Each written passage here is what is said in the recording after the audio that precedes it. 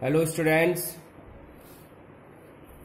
हम बात कर रहे थे अपनी बायोटेक्नोलॉजी वाली यूनिट पर और इसमें भी हम चैप्टर नंबर 16 पर बात कर रहे थे।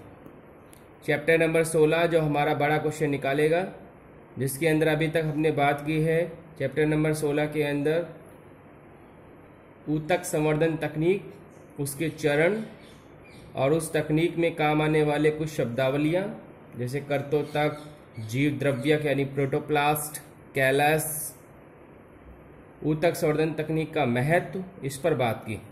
अब पाठ के दूसरे टुकड़े पर हम बात कर रहे हैं पादप में जीन स्थानांतरण। पौधे में जीनों का स्थानांतरण करना है। जीन कौन सा? यहाँ जीन है वांछित जीन, यानी कि वो उपयोगी जीन जिसकी हमें इस तकनीक में आवश्यकता है। अगर हमें उसे पौधे के अंदर स्थानांतरित करना है तो उसके लिए क्या करें? दो तरीके हैं यहाँ पर, प्रत्यक्ष विधि और अप्रत्यक्ष विधि। आपको याद होगा हमने पुनर्संयोज डीएनए तकनीक में एक आवश्यकता का जिक्र किया था, वाहक। प्रत्यक्ष का मतलब होता है डायरेक्ट यानी सीधे। इसमें बिना किसी वाहक के सीधे ही वांछित जीन को पादप कोशिका में डाला जाता है, यानी इसमें वाहक की आवश्यकता नहीं होती।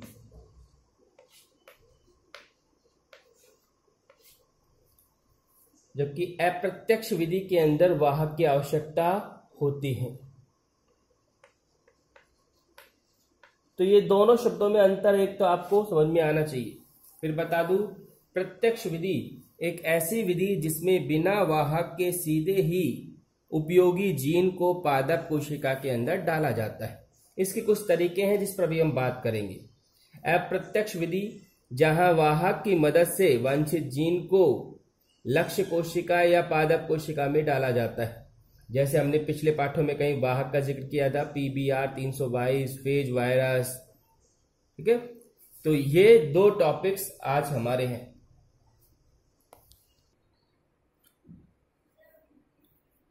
फर्स्ट विधि थी प्रत्यक्ष विधियां, ऐसी विधि जहां पर सीधे ही वांछित जीन को या उपयोगी जीन को लक्ष्य कोशिका में डाला जाता है। उसके कुछ तरीके हैं, जैसे पहला तरीका है सूक्ष्म अंत्यक्षेपण विधि।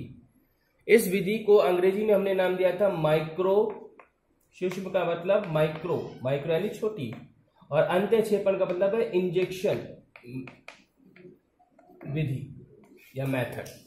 माइक्रो इंजेक्शन विधि के अंदर इंजेक्शन के सिद्धांत पर कार्य किया जाता है, जिसके लिए मैंने ये चित्र बनाया है। यहाँ ये गोला जो है ये लक्ष्य कोशिका को प्रेजेंट कर रहा है, और इसके अंदर जो छोटा गोला है वो लक्ष्य कोशिका के केंद्रक को प्रेजेंट कर रहा है।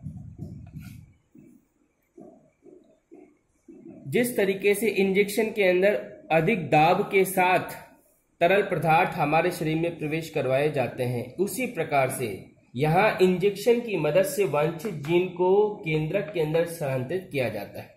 इस कोशिका को पकड़ने के लिए एक पिपेट होती है, जो पिपेट इस कोशिका को बिल्कुल सीधे संभाले रखती है। तो यहाँ इस पूरी तकनीक की मदद से हम उच्च दाब के साथ वांछित जीन को लक्ष्य कोशिका में स्थानांतरित करते हैं। तो ये थी पहली विधि। तो फिर अगर इस पर देखो, ये क्वेश्चन 2012 बोर्ड में आया भी है 1 नंबर के लिए, जिस क्वेश्चन को आप चित्र के माध्यम से सॉल्व कर सकते हैं। ये चित्र आपको इसमें बनाना है और इसमें जिक्र करना है कि भाई इस विधि के अंदर उच्च दाब के साथ इंजेक्शन विधि से वांछित जीन को कोशिका के अंदर प्रवेश करवाया जाता है। सेकंड विधि इसमें प्रत्यक्ष विधियों के अंदर है जीन गन विधि। जीन गन विधि को हमने बायोलिस्टिक गन विधि नाम भी दिया है। इसका दूसरा नाम है बायोलिस्टिक गन।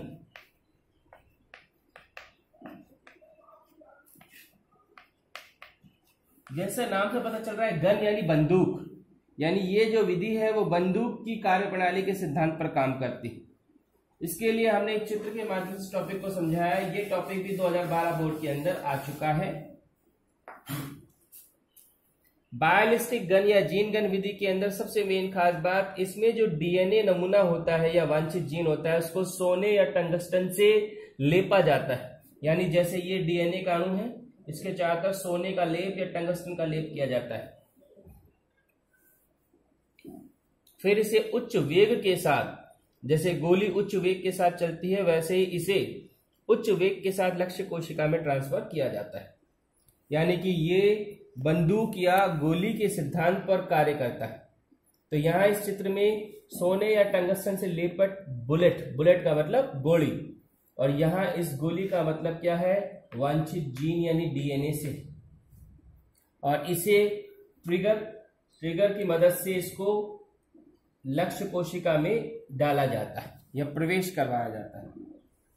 तो ये वो विधियां हैं जिनकी मदद से हम सीधे ही वांछित जीन को लक्ष्य कोशिका में डाल सकते हैं। इसके अलावा एक और विधि है विद्युत प्रवेशन विधि, जहां पर डीएनए अणु को प्लस लक्ष्य कोशिका को, दोनों को क्या करते हैं, विद्युत क्षेत्र में रखते हैं, जिससे डीएनए लक्ष्य कोशिका में प्रवेश कर जाता है। तो ये कुछ विधियां थी जिनकी मदद से बिना वाहक की सहायता के सीधे ही वांछित जीन को लक्ष्य कोशिका में डाला जा सकता है। इसलिए इन विधियों को हम किसमें गिनते हैं, इन विधियों को हम गिनते हैं प्रत्यक्ष विधियों। ये सारी की सारी विधियां जो अभी तक हमने पढ़ी वो ये विधियां। अब सेकंड विधियां आती हैं अप्रत्यक्ष विधि। अप्रत्यक्ष विधियों में वो विधियां आती हैं जहां पर हमें वाहक की सहायता से वांछित जीन लक्ष्य कोशिका में स्थानांतरित करना पड़ता है, और इसके लिए कई वाहक हो सकते हैं, जिनमें सबसे अच्छे वाहकों में आता है एग्रोबैक्टीरियम। ये एग्रोबैक्टीरियम एक जीवाणु है। इस जीवाणु का उपयोग पौधे के अंदर जीन स्थानांतरण में बहुत किया जाता है। एग्रोबैक्टीरियम जीवाणु जो है, इस जीवाणु की एक खास बात होती है, एग्रोबैक्टीरियम जीवाणु से एक प्लास्मिड मिलता है। अब मैं एग्रोबैक्टीरियम को शॉर्ट में लिख रहा हूं एग्रोबैक्टीरियम ट्यूमिफेसियंस, ये एक जीवाणु का नाम लिखा है मैंने, जो बोर्ड में एक बार पूछा गया है। इस जीवाणु से एक प्लास्मिड मिलता है, टी-आई प्लास्मिड। आपको याद होगा प्लास्मिड का जिक्र हमने पिछले पाठ में भी किया था। प्लास्मिड क्या है, वाहक। तो ये जो टी-आई प्लास्मिड मिलता है ये इस जीवाणु से मिलता है। इस टी-आई प्लास्मिड की एक खास बात होती है, ये सामान्य पौधे में जब टी-आई प्लास्मिड प्रवेश करता है तो ये टी-आई प्लास्मिड उसके अंदर एक रोग पैदा करता है, ट्यूमर रोग। यानी कि ये बीमारी पैदा करने वाला एक प्लास्मिड है। लेकिन इसको बायोटेक में यूज किया जाता है, कैसे, उस पर भी मैं आपको बता देता हूं।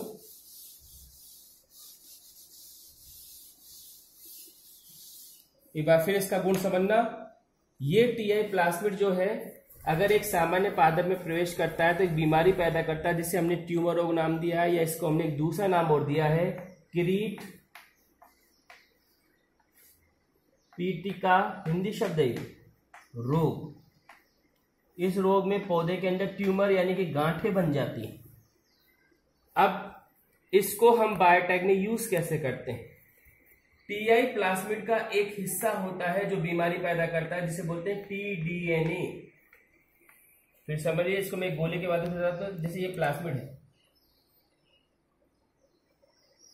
इस प्लास्मिड का छोटा सा हिस्सा ये होता है टी-डीएनए, और टी-डीएनए वास्तव में बीमारी पैदा करने वाला होता है। ये टी का मतलब ट्यूमर है, यानी ये हिस्सा इस प्लास्मिड का वो भाग है जो रोग उत्पन्न करता है।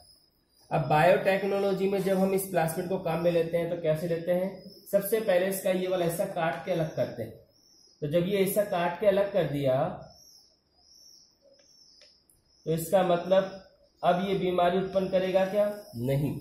क्यों, क्योंकि ये बीमारी उत्पन्न करने वाला हिस्सा हमने काट के अलग कर दिया है। तो इस हिस्से को काट के हटा देते हैं और इसकी जगह क्या जोड़ देते हैं, फिर उपयोगी जीन जोड़ देते हैं। ये है उपयोगी जीन।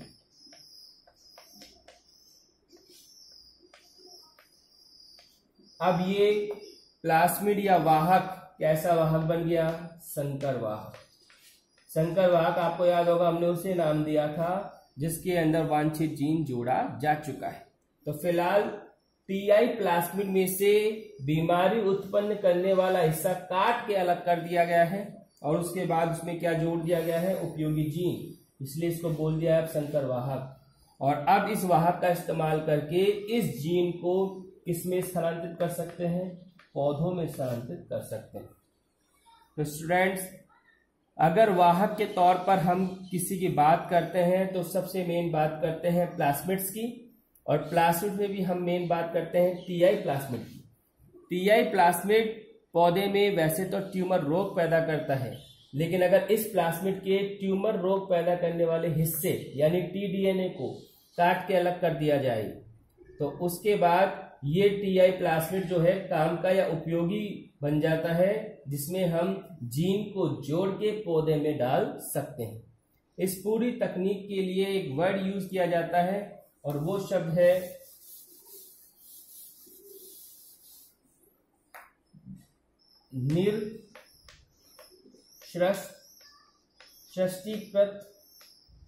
निर्षष्टीकृत वाहक। ये एक हिंदी का शब्द है, इसलिए इसको ध्यान से समझें। वाहक शब्द आपके परिचित है। वाहक वो होते हैं जो उपयोगी जीन को एक सजीव कोशिका से दूसरे सजीव कोशिका तक ले जाते हैं। शस्त्र, शस्त्र का मतलब यहाँ हथियार से है। निर्लज्ञा, निर का मतलब हथियार रहित। अब ध्यान से समझिए, टीआई प्लाज्मिड का सबसे मुख्य हथियार क्या था? टीआई प्लाज्मिड में जो ट्यूमर पैदा करने की खासियत है वो किस हिस्से की वजह से थी? टीडीएनए की वजह से थी। यानी टीआई प्लाज्मिड का सबसे मुख्य हथियार टीडीएनए था। तो अगर टीडीएनए भाग को ही काट के अलग कर दे तो अब ये कैसा हो गया? निर्शस्त्र, यानी कि बिना हथियार के। तो ऐसा वाहक जिसमें टीडीएनए भाग को काट के अलग कर दिया गया है उसे बोलेंगे निर्शस्त्रीकृत वाहक। और ये वाहक बायोटेक्नोलॉजी के अंदर अधिकतर यूज किया जाता है पौधों में उपयोगी जीन के स्थानांतरण के लिए। इसी गुण के कारण ये एग्रोबैक्टीरियम जो जीवाणु हैं, इन जीवाणुओं को प्रकृति का प्राकृतिक अभियंता भी कहते हैं। क्यों? क्योंकि ये जीवाणु प्रकृति में जीन स्थानांतरण का कार्य आसानी से कर सकते हैं। तो ये इनकी एक खासियत है, इसलिए ये क्वेश्चन अपना छोटा क्वेश्चन निकाल सकता है। तो आपसे पूछा जाएगा टीआई प्लाज्मिड किससे प्राप्त होता है? टीआई प्लाज्मिड प्राप्त होता है एग्रोबैक्टीरियम ट्यूमीफेसियंस जीवाणु से। और ऐसे ही आरआई प्लाज्मिड किससे प्राप्त होता है? एग्रोबैक्टीरियम राइजोजीनस जीवाणु से। ये छोटे क्वेश्चन बन सकते हैं। इस जीवाणु के अलावा कुछ वायरस भी होते हैं जिनकी मदद से हम जीन स्थानांतरण कर सकते हैं, जिनमें फेज वायरस का जिक्र कर सकते हैं, हम रेट्रोवायरस का जिक्र कर सकते हैं। तो स्टूडेंट्स, ये था पौधों में जीन स्थानांतरण करने के कुछ तरीके, जहां हमें प्रत्यक्ष और अप्रत्यक्ष विधियों की बात करनी है। और अगर इस टुकड़े में से बोर्ड में क्वेश्चन बनता है तो प्रत्यक्ष विधियों के अंदर आपको जिक्र करना है सूक्ष्म अंत्यक्षेपण विधि का, और माइक्रो इंजेक्शन विधि के अलावा आपको जिक्र करना है जीन घन विधि का। और अगर अप्रत्यक्ष विधि की बात आए तो ये सवाल हमारा बड़ा क्वेश्चन बन सकता है। अब पाठ का आखिरी टुकड़ा हम नेक्स्ट वीडियो में सॉल्व करते हैं। धन्यवाद।